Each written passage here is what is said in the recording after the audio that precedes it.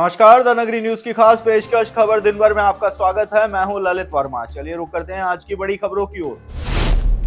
कोटा में Chambal fertiliser company की factory में गैस रिसाव के बाद हड़कंप मच गया। फैक्ट्री से छोड़ी गई अमोनिया गैस पास ही स्थित सरकारी स्कूल पहुंच गई, जिससे स्कूली बच्चों को सांस लेने में दिक्कत होने लगी और बच्चे बेहोश होकर मैदान में ही गिरने लगे। इस दौरान कई बच्चों को उल्टियां भी होने लगी, जिसके बाद स्कूली कर्मचारियों ने बच्चों को कंधों पर लेकर अस्पताल पहुंचे। गैस रिसाव की चपेट में आने से स्कूल के 13 बच्चे अचेत हो गए। हालत खराब होने पर 7 बच्चों को कोटा के MBS अस्पताल में भर्ती कराया गया। सूचना मिलने के बाद मौके पर सिमलिया थाना पुलिस और चिकित्सकों की टीम पहुंची। आपको बता दें, फैक्ट्री और स्कूल की बाउंड्री अटैच है, जबकि फैक्ट्री का गेट स्कूल से महज 500 मीटर की दूरी पर है। बांसवाड़ा गढ़ी क्षेत्र के खेड़ा माइनर में माही का पानी नहीं मिलने से गेहूं की फसल सूखने लगी है, जिसके चलते अब किसानों की चिंता भी बढ़ने लगी है।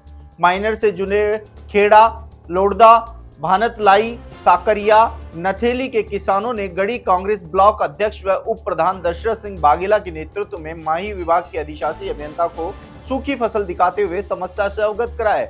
इसके साथ ही किसानों ने तत्काल खेड़ा माइनर से पानी उपलब्ध करवाने की मांग रखी। साथ ही वाघेला ने चेतावनी देते हुए कहा कि अगर जल्द समस्या का समाधान नहीं हुआ तो किसानों की मांग को लेकर आने वाले समय में धरना और प्रदर्शन और आंदोलन का रास्ता अपनाना पड़ेगा। इस मौके पर गोपीनाथ का गढ़ा सरपंच कालूराम, ब्लॉक उपाध्यक्ष अमरजी पाटीदार, वेलजी पाटीदार, मंडल अध्यक्ष व पूर्व पार्षद गोविंद भगोरा, विपुल गर्ग, सुरेंद्र सिंह मौजूद रहे।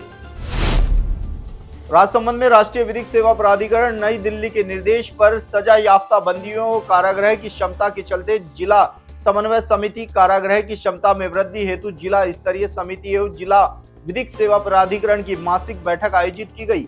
आपको बता दें कि राजस्थान राज्य विधिक सेवा प्राधिकरण जयपुर के निर्देश पर अध्यक्ष जिला विधिक सेवा प्राधिकरण राजसमंद राघवेंद्र काचवाल की अध्यक्षता में विधिक सेवा गतिविधियों के सुचारू संचालन एवं संपादन हेतु जिला विधिक सेवा प्राधिकरण की मासिक बैठक का आयोजन जिला न्यायाधीश राजसमंद के कक्ष में किया गया। इस बैठक में प्रतिकर हेतु प्राप्त प्रकरणों को विचार विमर्श करने हेतु समिति के समक्ष रखा गया, जिसमें से अंतरिम प्रतिकर के लिए प्राप्त आवेदन पत्रों में से कुल 2,50,000 की अंतरिम प्रतिकर राशि स्वीकृत की गई तथा 2 प्रकरण FDR के समय पूर्व भुगतान हेतु प्राप्त हुए, जिनमें से एक प्रार्थना पत्र स्वीकार किया गया। झुंझुनू जिले के बिगोदना गांव में शनिवार को CRPF जवान संजय कुमार के अंतिम संस्कार के दौरान विवाद खड़ा हो गया। मणिपुर में अपने साथियों पर गोली चलाकर आत्महत्या करने वाले संजय कुमार को उचित सैन्य सम्मान न मिलने और परिवार को पूरी जानकारी न दिए जाने पर ग्रामीणों और परिजनों में दाह संस्कार रोक दिया। ग्रामीणों ने CRPF से लिखित आश्वासन मांगा कि परिवार को सभी सरकारी लाभ मिलेंगे। मौके पर मौजूद अधिकारियों से बातचीत के बाद विवाद जारी रहा। बाद में पिलानी विधायक पीतराम सिंह काला ने CRPF के उच्च अधिकारियों से बात कर परिवार को परिलाभ दिलाने का आश्वासन लिया। 2 घंटे बाद करीब अंतिम संस्कार किया गया। इंदिरा गांधी नहर के प्रथम चरण में सिंचाई पानी की मांग को लेकर माकपा के नेतृत्व में किसानों ने आज हनुमानगढ़ के जिला कलेक्ट्रेट पर प्रदर्शन किया और राज्य सरकार का पुतला जलाकर विरोध जताया। इस दौरान किसानों ने कहा कि इंदिरा गांधी नहर के प्रथम चरण में 12 मार्च तक 2 बारी पानी दिया जाए, अन्यथा किसानों की फसलें बर्बाद हो जाएंगी। प्रदर्शन के दौरान किसानों ने कहा कि अगर किसानों की मांग नहीं मानी गई तो जिले के किसान मतवाली हेड पर कब्जा करेंगे। जिला प्रशासन एवं जालोर विकास समिति की ओर से जालोर महोत्सव आज से शुरू हो गया। 3 दिवसीय महोत्सव का आगाज सुबह 9 बजे हुआ, जिसके बाद 11 बजे मुख्य अतिथि ने ध्वजा लहराई।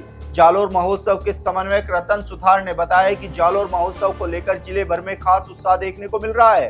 शोभा यात्रा बागोड़ा रोड स्थित हनुमान शाला स्कूल से सुबह 9:30 बजे रवाना हुई। शोभा यात्रा में सबसे आगे ढोल के साथ नौबत पर महोत्सव का ध्वजा लहराते हुए युवक चले। वहीं हाथी, घोड़े व ऊंट के साथ कलशधारी बालिकाएं भारतीय संस्कृति की अमिट छाप छोड़ते हुए राजस्थानी गैर नृत्य में गैर नृत्य की आकर्षक प्रस्तुति देते हुए चले। महोत्सव के तहत अगले 3 दिनों तक विभिन्न कार्यक्रम आयोजित होंगे। ब्यावर के राजकीय पटेल उच्च माध्यमिक विद्यालय में धूमधाम के साथ वार्षिक उत्सव मनाया गया। कार्यक्रम में बतौर मुख्य अतिथि के रूप में विधायक शंकर सिंह रावत ने शिरकत की। कार्यक्रम का शुभारंभ विधायक रावत व अतिथियों ने मां सरस्वती की मूर्ति के समक्ष दीप प्रज्वलन कर किया। इस दौरान विद्यालय प्रबंधन की ओर से अतिथियों का माला और साफा पहनाकर तथा स्मृति चिन्ह भेंट कर अभिनंदन किया गया। कार्यक्रम के दौरान विद्यालय की प्रतिभाओं को पुरस्कृत कर सम्मानित किया गया। कार्यक्रम में बच्चों द्वारा सांस्कृतिक प्रस्तुति भी दी गई। इस मौके पर विधायक रावत ने उपस्थित विद्यार्थियों से कहा कि अच्छी शिक्षा और संस्कार ही जीवन को एक नया रूप देते हैं। हमें समाज को शिक्षित एवं संस्कारित बनाने के लिए निरंतर प्रयासरत रहना चाहिए। कोचिंग स्टूडेंट्स के मानसिक संवलन और उनकी चुनौतियों को समझने के उद्देश्य से कामयाब कोटा और कोटा केयर्स अभियान के तहत कोटा कलेक्टर रविंद्र गोस्वामी ने लैंडमार्क इलाके के गर्ल्स हॉस्टल में कोचिंग छात्रों के साथ डिनर किया। उसके साथ संवाद कर उनकी समस्याओं को सुना और मार्गदर्शन दिया। कोटा में पढ़ने वाले विद्यार्थियों को सुरक्षित और सकारात्मक माहौल बनाए रखने की प्रतिबद्धता जताई। कलेक्टर ने छात्रों को ओवरथिंकिंग से बचने, दिन में एक बार अपने परिवार से बात करने की सलाह दी। इसके साथ ही कलेक्टर ने कहा कि यदि कभी तनाव महसूस हो तो खुद को किसी एक्टिविटी में व्यस्त करें ताकि नकारात्मक विचारों से बचा जा सके। विशेष रूप से इस बात पर जोर दिया गया कि नकारात्मकता को अपने दिमाग पर हावी न होने दे। कोचिंग के दौरान दूसरे करियर विकल्प पर भी विचार करना आवश्यक क्यों है, इसको लेकर भी कलेक्टर द्वारा जानकारी दी गई। बांसवाड़ा में शनिवार को आयोजित टीबी मुक्त ग्राम पंचायत अभियान मीडिया कार्यशाला में मुख्य चिकित्सा एवं स्वास्थ्य अधिकारी डॉक्टर खुशपाल सिंह राठौड़ ने कहा कि प्रधानमंत्री का ये सपना है कि भारत टीबी मुक्त हो। इस सपने को पूरा करने के लिए स्वास्थ्य विभाग की टीम आमजन के साथ मिलकर हर संभव प्रयास कर रही है कि हमारा बांसवाड़ा भी 2025 तक टीबी मुक्त हो। उन्होंने प्रधानमंत्री टीबी मुक्त भारत अभियान की जानकारी दी। जिला शहर रोग अधिकारी डॉक्टर पीके वर्मा ने कार्यशाला में पीपीटी के माध्यम से क्षय उन्मूलन कार्यक्रम के तहत जिले में चल रही योजनाओं के बारे में जानकारी दी। डॉक्टर वर्मा ने बताया कि जिले की 103 ग्राम पंचायतों को टीबी मुक्त कर दिया गया है, जिसकी घोषणा राज्य स्तर पर वेरिफिकेशन के बाद किया जाएगा। उन्होंने कहा कि जिले में वर्तमान में 4800 मरीजों का इलाज चल रहा है, जिन्हें जल्दी दवाओं के माध्यम से टीबी से मुक्त कर दिया जाएगा, लेकिन हमें नए केस न मिले इसके लिए जागरूकता बढ़ानी होगी। राज्यसभा मुख्य सचेतक व भाजपा के राष्ट्रीय उपाध्यक्ष लक्ष्मीकांत वाजपेयी शनिवार को नौद्वारा पहुंचे।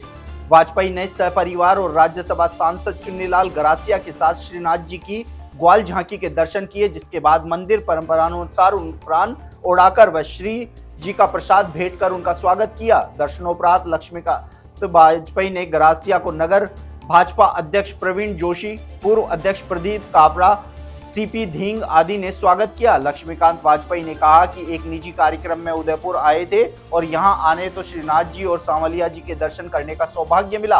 आज श्रीनाथ जी के दर्शन कर उन्हें शांति का अनुभव हुआ है। उन्होंने अटल स्मृति समारोह का जिक्र करते हुए कहा कि वाजपेयी जी की यादों को संजोए रखने के लिए आयोजन किया जा रहा है।